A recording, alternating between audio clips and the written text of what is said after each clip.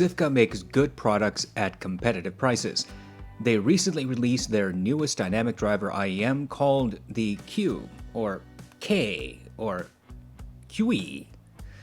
This IEM costs around $80, and Sivga sent it to me to review. Let's see what the Q has to offer. Sivga usually does not spend much time bragging about their product performance. Unlike other brands, these guys tend to keep things fairly simple. With the Q, their marketing is almost entirely targeted towards the components.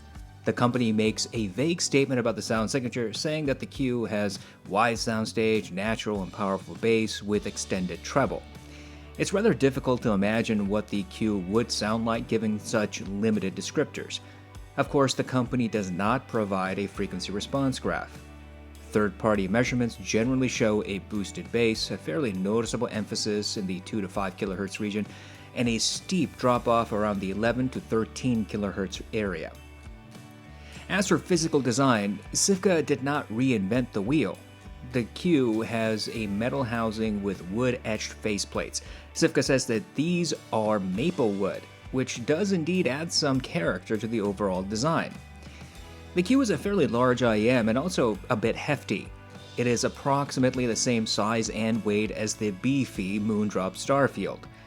While great for giving the impression of good build quality, large size and weight can contribute to problems with long-term comfort. Just keep that in mind.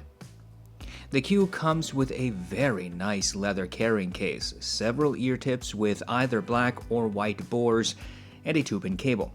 Now, I didn't see anywhere in Sivga's marketing an explanation of any possible differences among these particular ear tips.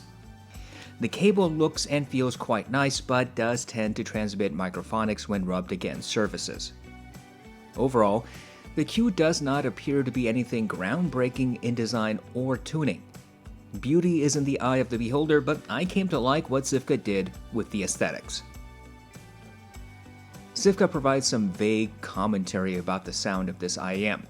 To test that, I plugged it into a variety of devices, including the Lotu PAW 6000, PAW S1, Eco Zerta, Matrix Mini I Pro 3, Ibasso DX80, and directly into my laptop. I listened to my standard lossless FLAC test playlist, streamed lossless music on Amazon Music, lossy content on Spotify and YouTube, and consumed a wide variety of other material, including movies and TV shows. I conducted A/B comparisons against the Moondrop Starfield and Aria. The Q's bass is noticeably elevated. Sub-bass and mid-bass both receive a substantial emphasis. In Mountains by Hans Zimmer, the track immediately starts with sub-bass rumble.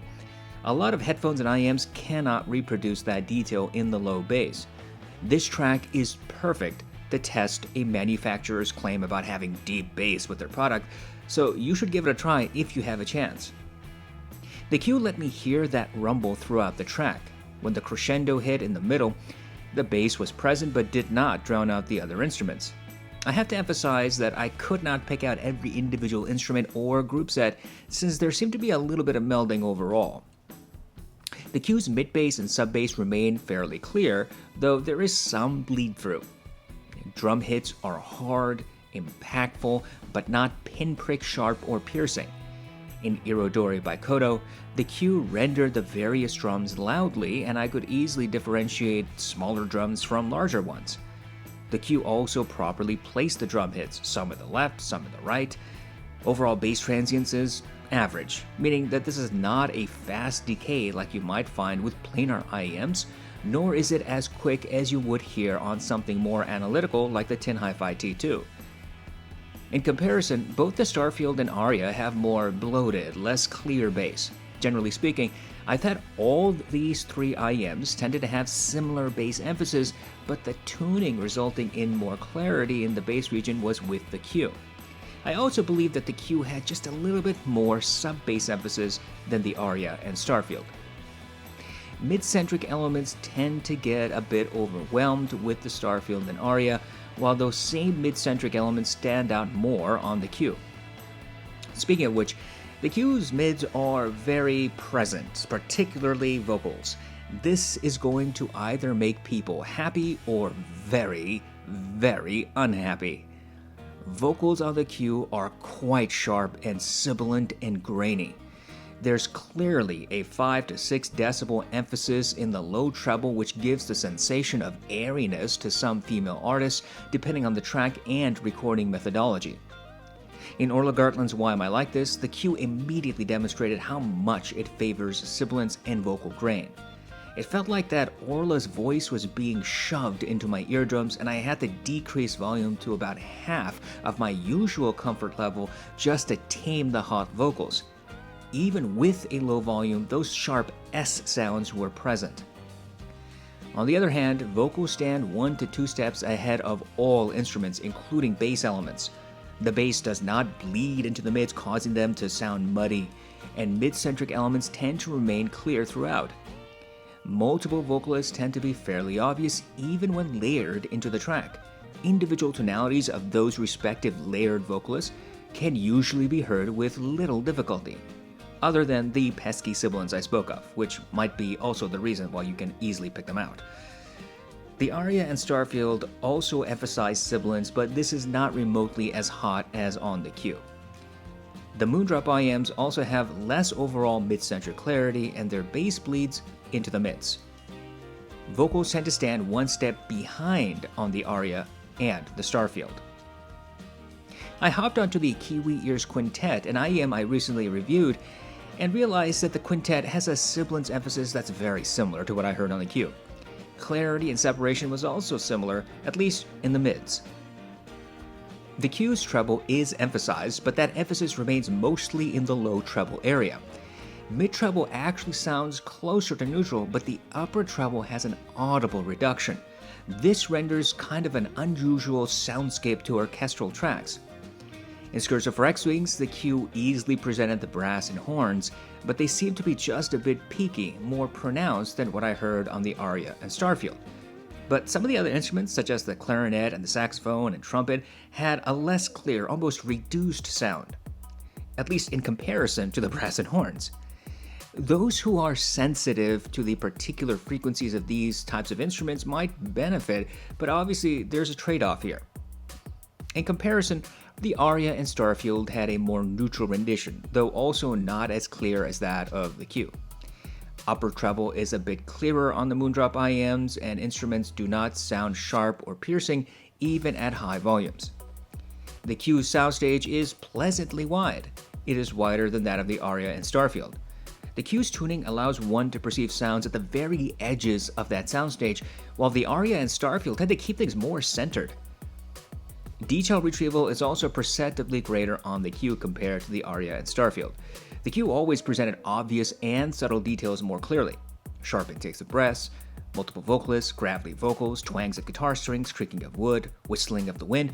These kinds of details were easily audible on the Q. In my new light footstep test, I heard 8 to 9 clear footsteps on the Q. The aria and Starfield each rendered about 6 to 7.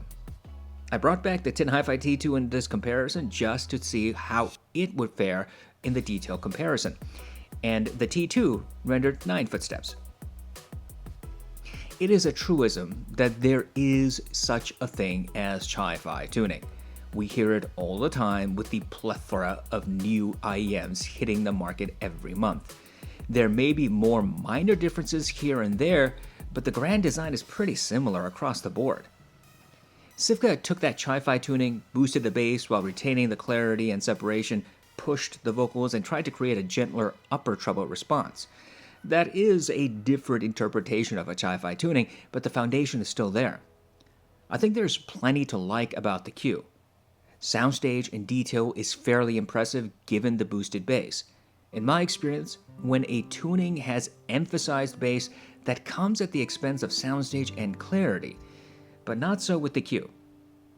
On the other hand, the Q has a significant sibilance and vocal emphasis. It can be very harsh to some.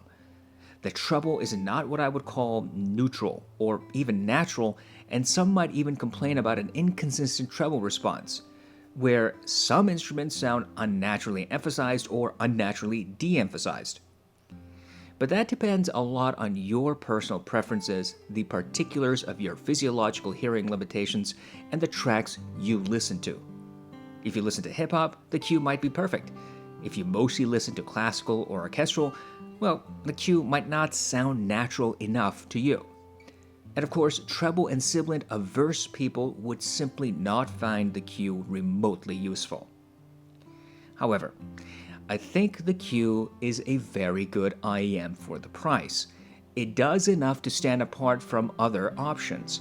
If you think you might enjoy what this IEM has to offer, then frankly, there's no reason why you should not give it a chance.